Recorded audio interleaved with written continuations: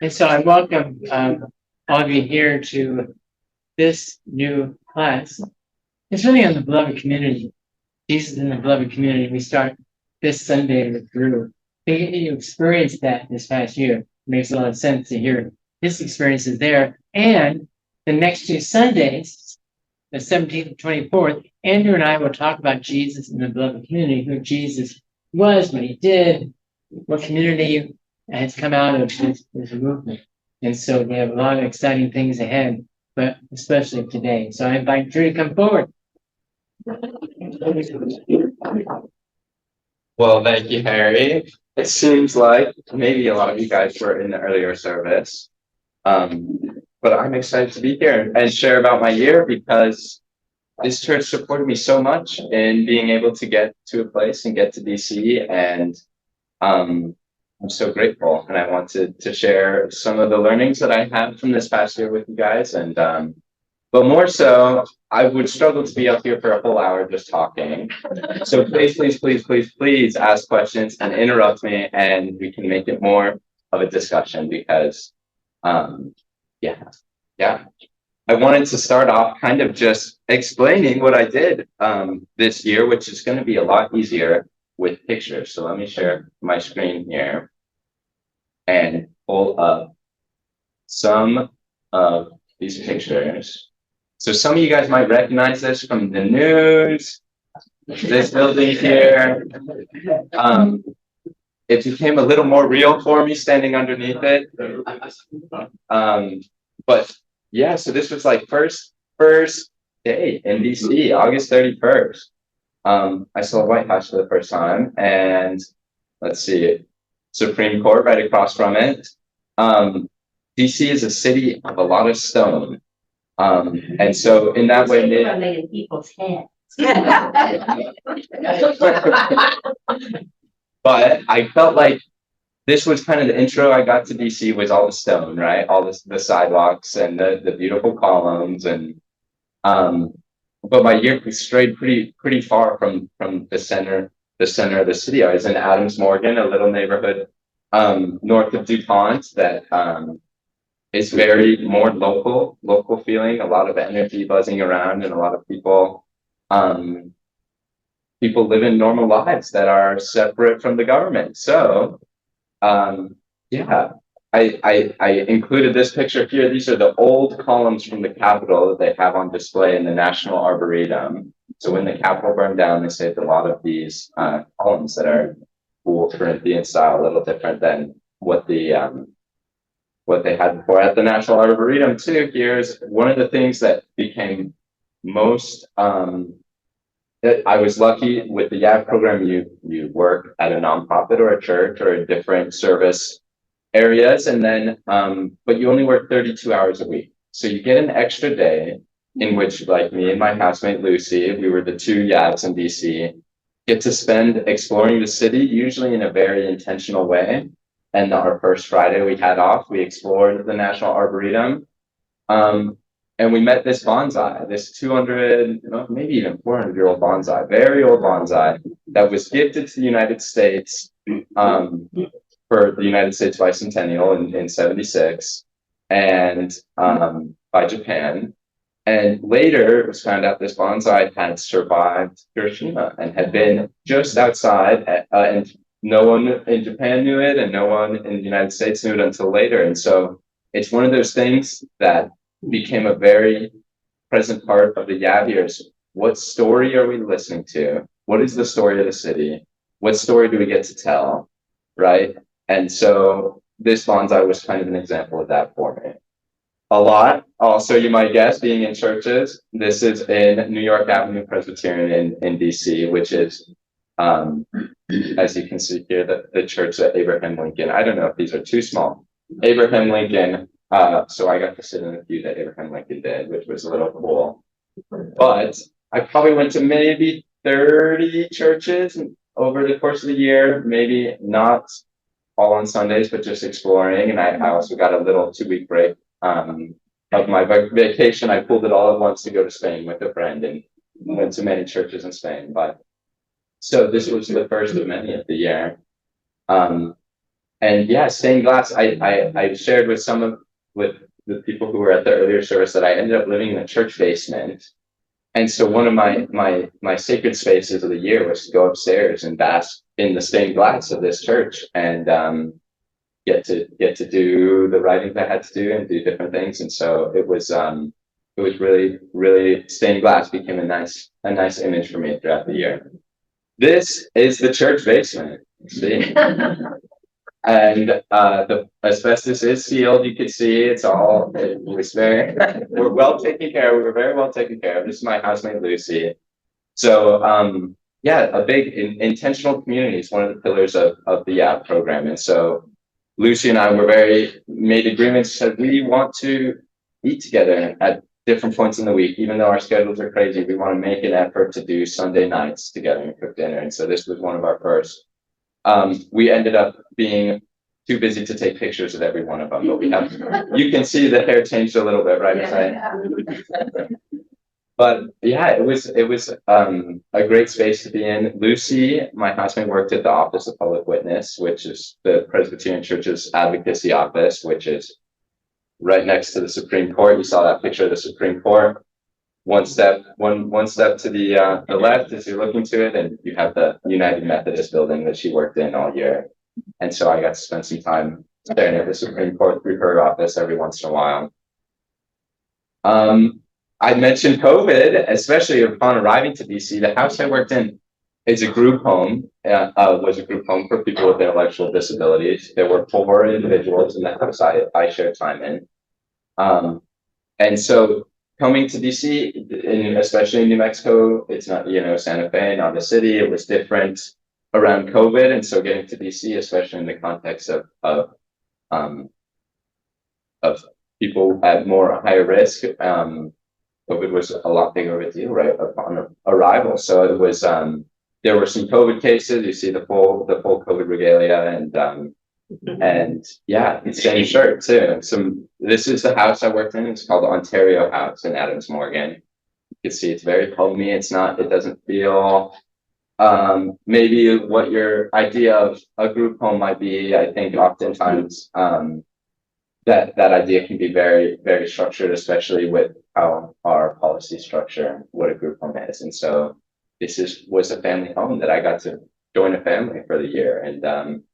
And so, yeah, these are 2 people that I met on my first couple of weeks that ended up leaving a couple of weeks later, which is a reoccurring theme of what is the care industry and field, and disability care especially, is short staffing.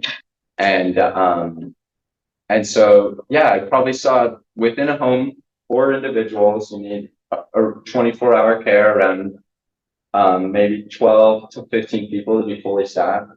I probably saw 25 people move through the home, quit and leave, and that was only in the course of a year. And so that was definitely one of the big challenges of the years, points in the winter, especially when there's no summer volunteers and different things. Short staffing was a very real thing. And so keeping to that 32 hours a week that the program wants, even when my family is in need, right? It was one of those balances learning to figure out. This is that picture from the United Methodist building. So this is where my housemate got to work. That's the Supreme Court. And so this is looking right out her window of her office. And so the Presbyterian Church is doing cool things in the places where it's happening. And so this was cool to see the Office of Public Witness. This is some classic BC stuff, I'm sure. And we did a lot of on those Fridays, Lucy had a lot of opportunities through the Office of Public Witness to go to protests and do different rallies. And this was one of the first ones we went to, was an End Title 42, which ended up ending in a way that didn't have the right policy in place to do it justly. And so yeah, so this was part of the beginning of the year at U.S. Customs and Border Protection. So yeah, this is the alleyway of Adams Morgan that my walk was on, and I mentioned fun critters in my sermon. If you're planning to stick around, you'll hear more about fun critters. But yeah, DC's a very feels authentic walking around in these neighborhoods. And comparatively to New York, the grime is kept mostly to the alleyways. Hopefully, you would think, but it's also very a lot of federal money, a lot of federal influence, and so it's a very surveilled city, a very police city, and a very kept clean for maybe the wrong reasons sometimes, and keeping people out of encampments was something I saw often throughout the year on my walks to work, and so yeah, there are some challenges of just being in a city like this. What does it look like? Where is the government putting money to keep it clean? Is it in the white neighborhoods? Or it's, and so it's just this was a picture of just my walk to work, and so I wanted to share that. This is Michael. I shared about Michael. Michael and I went to get coffee at McDonald's or say, Michael is confined to a wheelchair because of his mobility and age, and I have to support him in everything from getting out of bed to brushing teeth and interacting in the world, because that's what it means to be giving dignity to a person with an intellectual disability means support. And so Michael and I became very good friends and supported each other through a lot. And so this was one of our first McDonald's runs. This was the first sermon of the year last year. I look at like dressing a little different. It was a little bit more of a formal church. And this church actually, right after we left, had a meeting. I don't know if you guys know, the More Light mission is affirming a nonprofit part of the Presbyterian Church that affirms people, LGBTQ communities. And so they had a meeting right after that. We got to join in this church talking about doing this right out of DC. This is in Rockville, a little bit in the suburbs. And it was really sad to be present at this church and see the lack of desire to affirm people who are gay or who are lesbian or trans. And we had just arrived at this church and met everyone that day and already had some opinions to share to the church. And so this was a really profound experience of not every church is as up on the rooftop as FPC. And so this was kind of the start of that, but more stained glass, of course, part of it. A lot of Zoom meetings, especially with bigger YAV. This was one of the things. The YAV program was very small this year, and even smaller this year than it was the year before, right? And so connecting young people who are in these situations is extremely important. We tried to do that through Zoom. Lucy and I were the only two in DC, which makes it harder to have that intentional community. And so we did try to connect with people, but yeah, so this was one of our fun Zoom meetings, connecting with the greater YAV community. This was actually at a pastor's manse in Tenleytown, which is the area of DC where the ambassadors live often. And so we were here because our church basement had a pipe that exploded and there was steam coming up through the carpets. And so a very kind pastor lent us the extra bedrooms in the manse for a week. And so this was a nice escape to time to time. But let's see. Oh, this is a picture, another church, patroness of Christian social workers.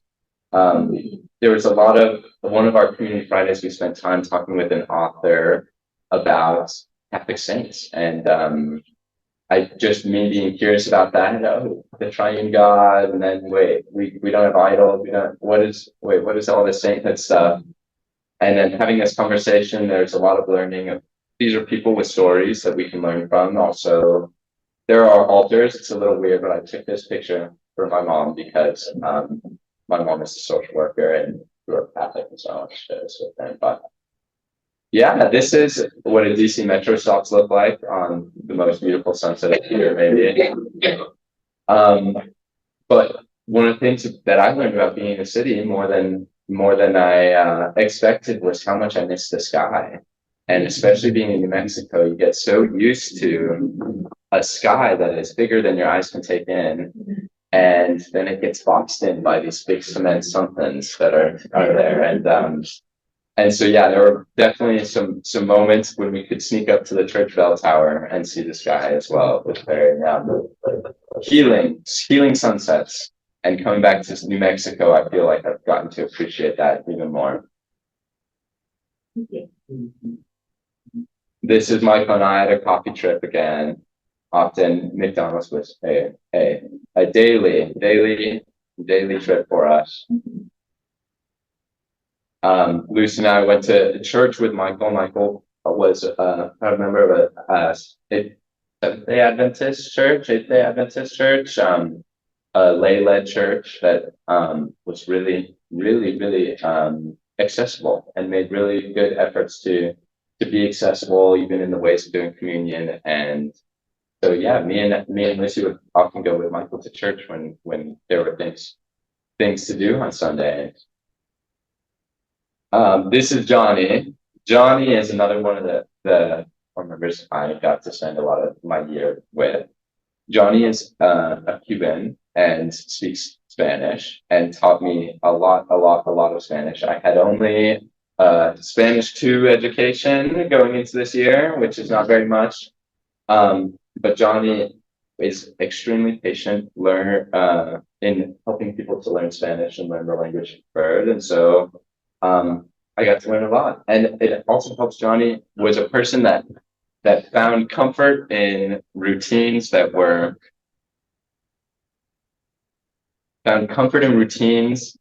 similar day to day. So often when a person would come into the house, he'd say, "What's your name? Where are you from?" There was some questions that he often would ask that were just his way of connecting with people. A lot of those would often be, "What are you going to do when you get old? ¿Qué vas a hacer cuando tú pones viejo or vieja?" And I would say, I'm going to learn how to think. I'd like to go study to learn how to think. And eventually I learned Johnny a little better and learned that he's a jokester. And so then I would say, "Voy a poner borrachito. I'm going to borrachito de Coca-Cola y ir a la playa. I'm going to become drunk from Coke and go to the beach." And the laughter that would break out in this house was incredibly beautiful. And so Johnny was a great teacher, not just in Spanish, but in laughter and in so much more. This was one of our retreats. So the program supports young adults in doing retreats twice a year. We did 2. Do you guys do 2? It's different everywhere. Different everywhere. Well, twice a year for DC. We went to Delaware and we did another retreat in New Jersey, but this was in Delaware in Cape. What's the Cape across from Cape May? Henlopen. And Henlopen. There you go. Cape Henlopen. Is that a Zobra hat you It is a Zobra hat. No one knew what a Zobra was. I was surprised. But yeah, this was the church I found myself most often at on Sundays, was the National Cathedral, an Episcopal church, and just extremely gorgeous, and also was making a lot of strides towards progressive worship. Progressiveness outside of worship, I'm not sure. Yeah, they were really fun place to go and very welcoming, and they had a lot of senators come and speak and preach and a lot of cool happening. So it was a really cool church to find myself at on a lot of Sundays. Yeah, here's some of the interior of that National Cathedral. So the National Cathedral, when my parents came to visit me during this year, we got a tour from a friend of my site coordinator, Blair, who is for the young adults that come. There's a coordinator, someone that organizes those community intentions and helps organize us towards the nonprofits we're working with and whatnot. And so she had a friend that gave us a really cool tour and explained to us the story. I had never heard of the story of Matthew Shepard. I didn't know about Matthew Shepard, who is a person that was killed because of a hate crime against him being gay. And so his parents couldn't find anywhere to bury him, that they were worried that his grave would be disturbed, and the National Cathedral said, "We have a space, we have security, we're cleared to have the president in here, so we can make sure we can take care of Matthew." So that was really powerful. There's a lot of efforts right now in this church to replace. There was some stained glass that got put in before the church was just real in reality racist stained glass that was up, and they've taken down, and they're making efforts to really commission artists to do cooler stained glass and that. So yeah, it was a cool church. It was very cool to spend, especially Lent in the Episcopal church, a lot of veils, a lot of different traditions that I'd never seen, and so it was really cool. They have a moon rock. They have a moon rock in one of the stained glass. Some member was an astronaut at one point and snuck a rock from the moon so they could put it in the stained glass in this church. This is a picture of Ontario House, the house I worked in around Christmas. And maybe this picture kind of exemplifies more what I say when I mean I was welcomed into a family. Because it is a job, right? In the way we think about it, in the way we pay people to do it. Yet it's not a I'm receiving the work of someone else dynamic for a person with a disability. This is my life. And to live a life as the receiver of care doesn't make sense, right? Because there's a dynamic of there's a carer and a receiver of care that is often put in place in so many of our ways we take care of people with intellectual disabilities. And this said, no, we all have something really, really important to learn from each other. And whether that be you have a disability or not, we all have something to learn. We all can be in community and be a family.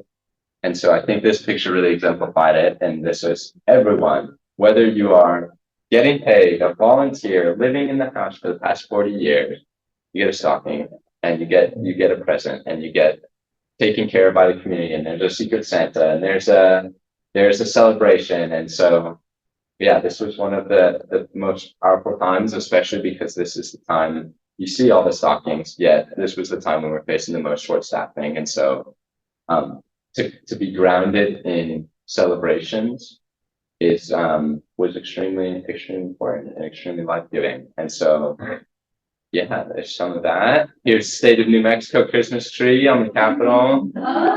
We've got some little Zia symbols in there and something, I forget what school. Look, Bernalillo Elementary School made these ornaments. So it was a fun connection to home over Christmas, right? That looks very warm. It was quite warm. We did not get a single bit of snow all winter. I got a little bit of snow when I went to visit my grandmother in Philly, but besides that, the whole year I did not see snow.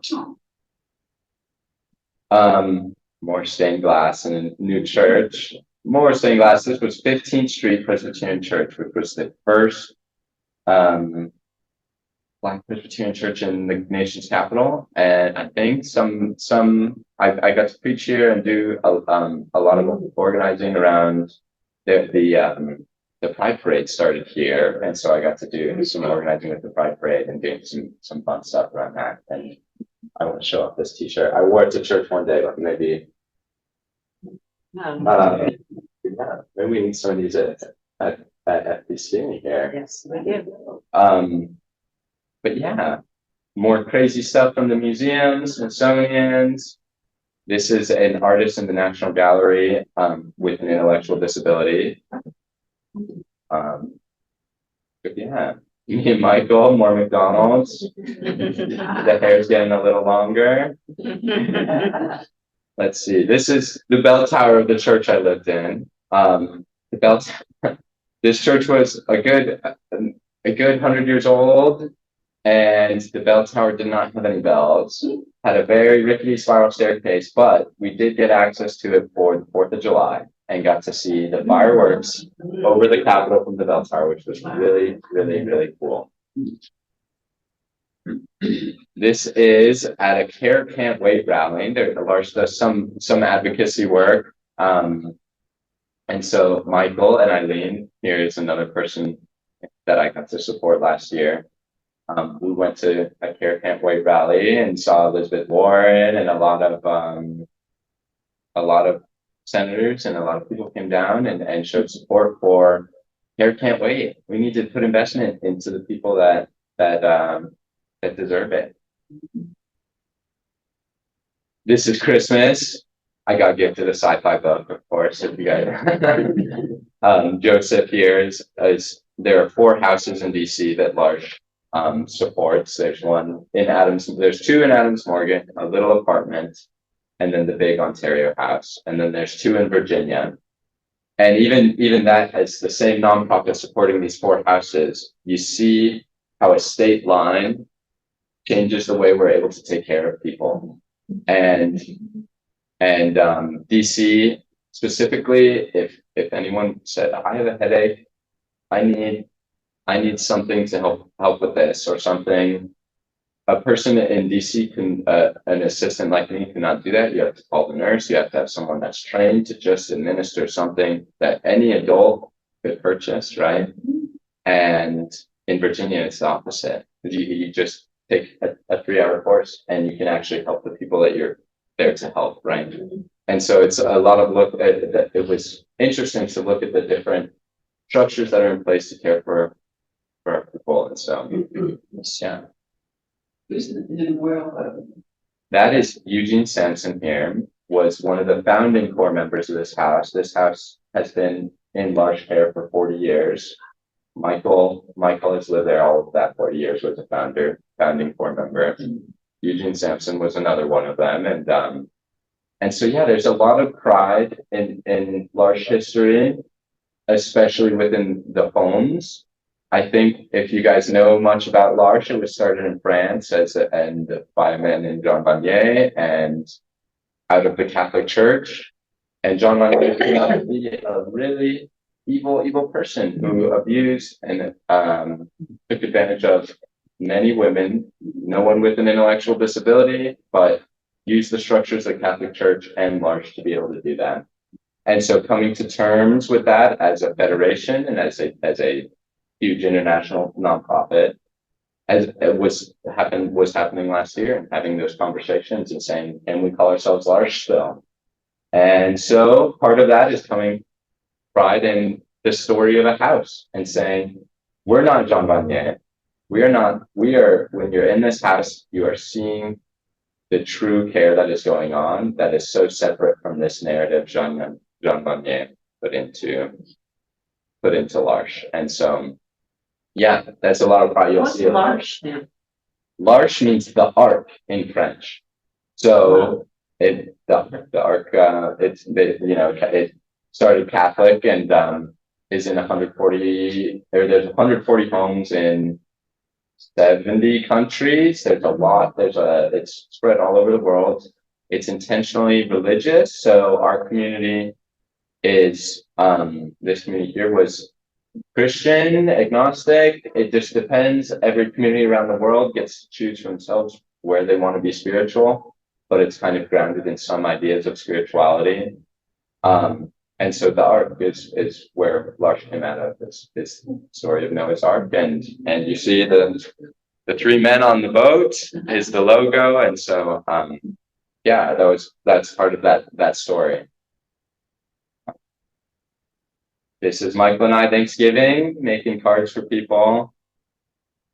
And then this is the last sunset in New Mexico. They twisted up the order on this little slideshow, but Johnny and I, lots of fun artwork in one of the rooms Johnny and I would get up to. Lots of fun celebrations. This was Thanksgiving. You can see the tanks behind us. And Thanksgiving dinner. And so, yeah, it was, you'll hear me say the word core member when I refer to people in L'Arche with intellectual disabilities. That's more out of them being the core of the community and not out of wanting to use language that often gets used in other disability care, like patient. And you say, well, what are you treating them for? Having a disability? Right? No, you're supporting them in having dignity and having life and being the core of a community in this sense. And so I got a really, really beautiful experience through L'Arche and a lot of really good learnings in DC. And I wanted to share some of just like the fun things they do at celebrations. They don't just celebrate the holidays at large. Every Tuesday is a celebration. And so every person in the community gets celebrated when there's a birthday or a welcome or an anniversary at large or a goodbye. So for my goodbye, I got everyone made me want to do because Michael would often say, "Where's your partner in crime?" So my partner in crime. And so I guess there was a crime syndicate going around March, is what they said. So they made wanted posters, but more so without a desire of making me feel really wanted there. And so there's a lot of people wrote very beautiful messages and different things. So I wanted to share that. I will pass around this cool calendar they made me as a goodbye gift of whoever wants to pass that around. It was very sweet, little goodbye gift and a lot of fun pictures and fun memories in there. But yeah, I'm curious. I just did a lot of talking. I said I didn't want to do a lot of talking. So. Well, I have a lot of questions. Okay. So I'll just ask them one at a time. So first, how were you placed when you decided to be a YAV? How did you end up So at large? do you want to cover that one, Luke? I want to do your stuff. Well, Luke is the site coordinator for Albuquerque site, so he has a lot more experience in placing people. But it's a process of mutual discernment is what it's called, and so you have conversations with the site coordinators, the people that are running the different sites, and you see where they think you might be a best fit. All over the world, or specifically in your country? In your country or the world, depending on where you choose. This year, the year I applied, there were only options in Scotland and Colombia, and there were not placements that I was as excited about. And so I interviewed with DC and New York and New Orleans. And so I had interviews with them. I get to rate where I think I would be a best fit. They rate where they think I would be a best fit. And that's kind of mutually whatever matches up is where you go. And then after you get a city, you get to interview with the different nonprofits, churches, places in that city. So yeah, it's a process. I think I had 7 interviews before I knew where I was going to be working. And how long did that all take? I think I started applications probably around December, and that was probably earlier than I think most people do for the applications. But I started having interviews around March, and then interviews all summer while I was at Ghost Ranch, and then getting to DC in August. So.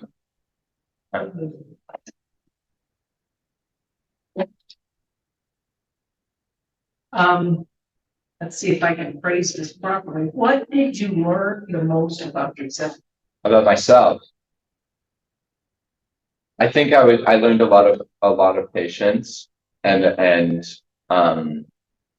especially being in the role, a lot of you don't get to change. You don't get to come into a community that's 40 years old and say things aren't working, right?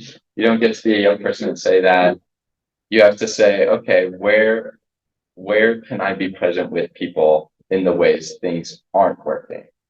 And most of the year that was the medical system and taking people to doctors' offices and having to sit and explain to doctors, no, that's not what's on the chart. That's not take time to be with us or take time. And so that was something I had to tell myself often is I need to take time to be with Michael, to be with Johnny. It takes more of an effort to hear what he is saying. Yes, but palate, it takes more listening and more patience and more time to come to an understanding of what another person is asking of you or is trying to share with you, a funny story even. And so that's what I learned, that it's worth it to take the time to listen. It really is. And so yeah, I think There's a story that's maybe that you told us where the spontaneous prayer breaking out. well, Johnny breaks out in prayer, and it's maybe less so Johnny, and it happens at the busiest of moment. My first day, I remember coming in, learning how to support Johnny, and we're rushing around, and it's my first day, and the house is busy and bustling, and people are getting ready for work and doing things. And Johnny stops everything, and Dios goes out and prays for 5-7 minutes. We can't interrupt him. He's praying, right? And so that's what it means: is stop, slow down. There's no rush, right? Even though things feel so busy, it's that call to presence is maybe more important than being present somewhere else or getting to where you're going. So that was probably the biggest lesson. I think we can all see how marvelous the program is. And I know Luke probably doesn't want to speak to this, but I'm going to put you on the spot. What is the future of the YAV program for the Presbyterian Church? Oh, wait. Yeah, I'm gonna say. All right. Whew. Hi, Press. My name is Luke Rumble, and I get to serve as the site coordinator in Albuquerque. Hi, friends. Yeah. My name is Luke Rumble, and I serve as the site coordinator for the Albuquerque YAV site, as well as the youth coordinator for the Presbyterian Santa Fe. It's a great question as far as what the future of the YAV program is for the PCUSA. Drew mentioned that it's been smaller enrollment for years. When I participated in this program in 2010 and 11, there was about 65 to 70 participants. Last year we had 17, right? And so some of this we can talk about as part of the pandemic. The fact we had to take a year off during the pandemic, that really slowed a lot of momentum. We are already seeing numbers decline until then. And so it is a big question within the PCUSA. What resources do we need to give this program in order to succeed? What does the future look like? Are young adults still interested in this sort of program? So I guess I'll say that like this next year, the group that's been recruited right now is once again one of the smallest groups of YAVs that we've seen. I will also say that in this moment of tension and uncertainty is a time that a few sites, Albuquerque included, we're not hosting YAVs next year. We looked at this really small group of folks and said, there's not enough YAVs, there's not enough applicants for sites to get enough people to be filled, right? If intentional community is one of our goals, intentional community is really hard with 2 folks. Really, you need at least 3, preferably 4 or 5. And so Albuquerque site, the DC YAV site where Drew served last year, and the Asheville YAV site are all taking this year off. And in doing so, we are trying to build a new network to enhance recruitment, to go after more grants, to support local programs working with young adults, and to be able to say, you know, we really see the value of transformation in these programs. And that these are the programs and the places that are shaping and molding and helping young adults become the leaders in their churches and communities and in the world that we need. And so it feels like there's a lot of uncertainty, and you know, we still see that in the midst of that there's room for hope. So I can answer it with a solid answer, Judy, but that's the short of it. Is there's a lot of institutional, I mean, just in the PCUSA in general right now, there's a lot of change going on. And so the YAV program is wrapped up in that. That's part of being part of the institution. But part of what we're trying to lean into this year is also recognize that on a local level, we also have agency. And so how can we do the things that we need in order to provide these sorts of opportunities for young adults in our communities? I just want to say, as chair of Mission and Social Justice here, that we are committed to continuing the YAV program. And if there are ways that we can locally support it nationally, I hope you will call on us. I appreciate it. Thanks, Judy. So do you have to be a Presbyterian to be a YAV? You do not. The YAV program has long been ecumenical. In Albuquerque 2 years ago, we had a couple of Mennonite folks serving. And actually one of the hopes with this new collective that DC and Albuquerque and Asheville is forming is that we actually create a broader umbrella for sibling sites from other denominations, that we can create a more ecumenical program. In Albuquerque, there's a Jesuit volunteer corps program that we've oftentimes interacted and collaborated with. In Tucson, we do stuff with Tucson Mennonites voluntary service. And so there's And the sea change that's kind of happening recruitment wise is across all of these denominations. And so all of these different programs are looking for that support. And so that's part of what we see as an opportunity in the midst of this is, I mean, I would say in general, for particularly mainline denominations, the future is ecumenical and figuring out ways to be in relationship and collaboration with our partners and siblings in those spaces is critical. And so this is actually a way for young adult programs to lead us in that direction. Still young. You're still young. Okay.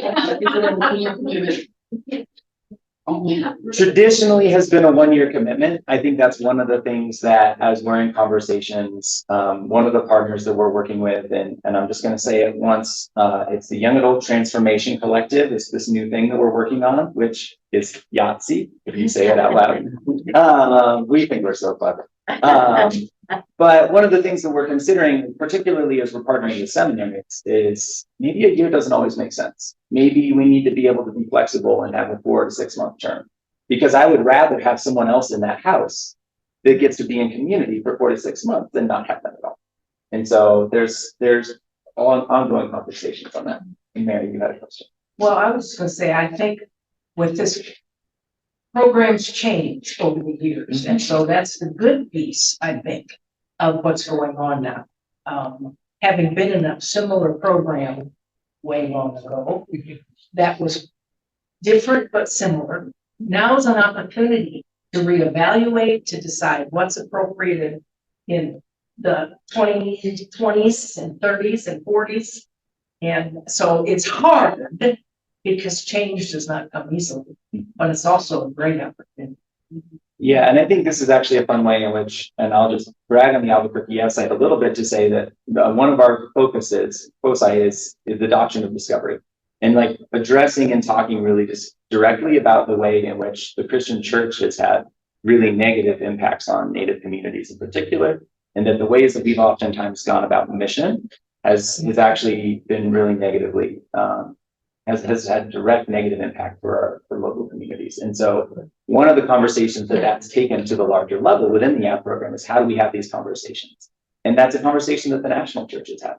How do we address the fact that there's been historic harm done in the name of the church? How do we confess that sin? And also how do we move forward in ways that give dignity, to use a word that Drew's been using a lot, to those communities and make sure that we're good partners in the relationship. So there's much to learn and a lot of opportunity, I think, but also, like tense and sometimes scary times at the same time. I've taken up enough time. Thank you. Yeah. I think that Luke mentioned the doctrine of discovery piece, and in DC, it's definitely a different place. And so a lot of the focus was on racism and where the city has gone, where the city has put people in positions of inequity. And so that was a conversation that happened a lot in DC, and I'm having to saying in New Mexico, I'm going to go be a missionary means a very different thing than saying that on the East Coast. And having that conversation, say, I'm going to do mission for a year. I can't say that around here. I feel like I'm hurting people, or people have been hurt by that word, right? So it's redefining that too. And so, yeah, I think that the program was transformational to me, and supported me in being transformed. And this was the first year that Larsh had ever accepted a YAV or had a YAV. And so, yeah, it's just fostering those relationships, and there's exciting stuff that can happen. More young people will take the time off. I was only allowed, but there's so much pressure on those who go from high school to college and get your job in the young world. I was fortunate to be one of the first exchange students to Japan. It was a temporary first ever, so it was only 2 months, but just to be able to take what I did learn from seeing the bigger world and especially for a long period of time would be incredible. Just to take that with you and then have that guide you through the rest of your life. I think it's a phenomenal experience. Yeah. So I'm very proud of you. So, your theme is living into change. And my question is, like, and you keep saying you've been transformed from this year. What on a daily basis is what you are doing that is a result of the transformation? Like, how are you seeing that in your daily life? Immediately after coming out of this program, I said I can't do college in a way that's just me sitting in a classroom. I declared a minor in public service, and I'm taking a nonprofit leadership class. And in that, it feels more like a private sector leadership class. And so it's a lot of asking those questions and saying I had to say this thing, being a nonprofit as the church means something very different in New Mexico, when the church came and cut off feet and did evil things in the name of a God, right? And so yeah, I see those conversations coming up. I see a desire in the young people I'm around to have conversations that are bigger than the ones the institutions of the university want us to be having or are guiding us to. And so having those conversations with young people and saying something about all of this feels so incredibly wrong. How are we able to be present in this world in a way that is better? And young people want to have those conversations, and they're seeing it. And I led a discussion on ChatGTP last week and saying, I mean, in DC, you go by the Pentagon stop and there's billboards that have things, advertisements playing saying, get this new defense AI for the military and this different, and so saying something like, yeah, the military has access to artificial intelligence in a class of my peers who are freshmen in this class, right? It's like, whoa, that's not a conversation we've had before. And so it's something that comes up in that being around other students and being around able to have those conversations that are, the world is bigger than the institution we're in right now, and we can think and dream bigger. So I think that's where I see it in the day-to-day right now. Okay, yeah, we've seen your conversations change and you can put something. So sure, you grew up in this church, of course. Did this help, being here, help you there, or were the things that you should have been thinking about for you here as you moved on? Did you move up in it? I think I went to so many churches last year, and none of them quite hit where I wanted to as much as the rooftop service had for all of my time at this church. And I think that this church has done so very much to prepare me for even giving opportunities for fundraising as a youth and doing these things to be able to have conversations with people that are older than me or have different perspectives. And the church is a place that can facilitate those conversations in healthy ways, and also needs to do better at getting people that are not older than me in the church, right? And so yeah, I feel very, very grateful to have been a part of this community growing up. And yeah, the church as a whole right now, I got to hear Jay Herbert preach, who is the clerk. I got to hear him preach in New York at the start of the Commission on the Status of Women at the UN. And when I heard him preach, he said, without young people, we couldn't have run the Zoom meetings for GA. And I'm sitting here thinking, I'm doing a lot more than running Zoom meetings. And there's a lot more young people can be doing in the church if we're given the investment and given the time. And so yeah, invest in the young people. I think people, peers want to be having spiritual conversations and want a place to feel safe in doing so. And the church doesn't feel like a safe place to a lot of them. And that's history, and that's family trauma, and that's so much. And I was very lucky to be able to have a place to come into without all that baggage, right? But yeah, so that's a big conversation. Invest in the young ones. I just wanted to appreciate going back to your work with the people with intellectual disabilities, to appreciate your awareness that in giving, you're receiving, and that it's maybe more, and I think it's something that we say, but the way you were relaying that, I could tell that you really felt that. And I think that's so meaningful. So I just wanted to appreciate. You told us what your minor was in public service, but how about your other plans for the future? Well, I was lucky to do 2 years of college during high school. So I'm kind of going in as a junior. I have to take a few freshman classes, but I have 60 credit hours. So I'm gonna finish up college quicker than most of my peers. And I'm doing a philosophy major right now. I think I came to the conclusion to discern college is the next step, more so out of seeing the crisis that surrounds us and feeling incredibly unprepared to go into the world that exists, right? And I don't know if college is really the structure that gets you there, but it's something for the time being that I can make what I want of it, and I get to be involved. I'm involved now with getting composting on campus. It's a big conversation, but yeah. So there's things I'm not sure. I'm gonna see where I'm called and see that Luke would say an iterative process of discernment. So I will keep discerning and keep seeing where I'm getting called to, and yeah. So this is probably like, well, I'll just ask the question. Everybody's pretty forgiving in this group, I think.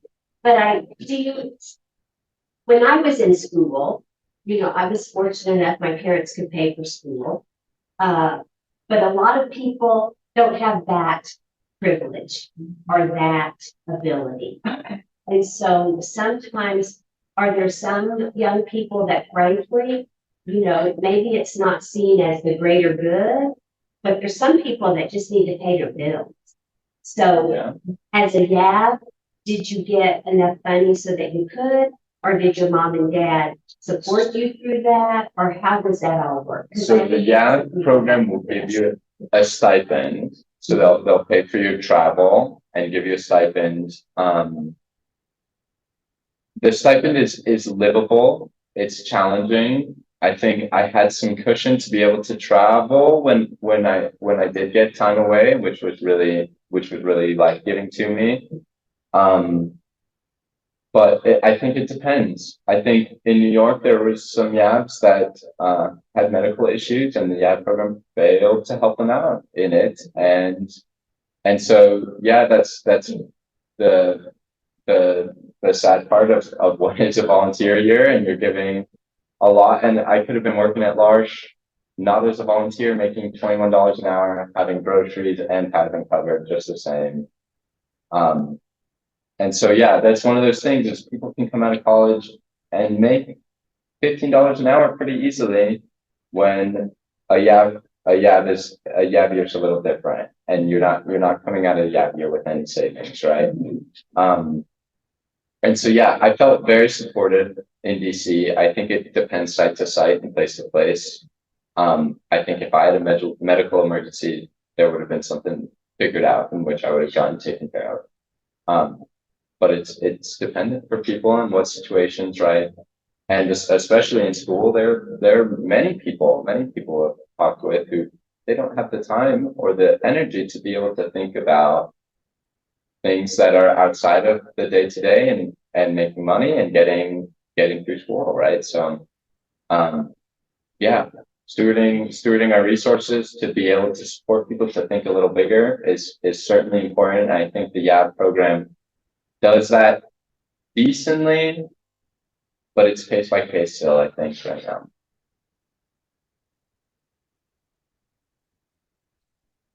Well, what time did I want to miss my next turn? I do have one more question. So what you used the word that you went to churches that they had progressive worship. What is progressive worship? I think in the National Cathedral, it was a mixture of music. That means definitely a mixture of music. It means the National Cathedral is pretty traditional still in the way they introit it and do the routines. But having inviting a local black band in to play for worship is progressive. I think it's very progressive, and that worship felt nice. It felt good, and I think it just depends on the place. I went to a lot of Quaker worships too it's the Quakers. They haven't changed that much in the ways, but when people get up and talk about progressive ideas, it's progressive worship, right? So yeah, I don't know. Maybe it's just open to conversation, a worship that's more open to conversation and more open to, yeah, I don't know. That's a big question. Well, cool. Well, I thank everyone so much for coming. There's about 20 minutes to worship, and so if people want to get some coffee or whatever. If there's more questions, I'd be happy to answer more questions. I appreciate all the support that this church has given me in being able to do this program and be so thoroughly transformed. And I said, if you haven't heard it in the sermon yet, you will, but it is on the shirt. And I don't know, other YAVs have expressed this, saying a year of service for a lifetime of change. I feel maybe is the right words now. But yeah, so thank you all so much for all the support.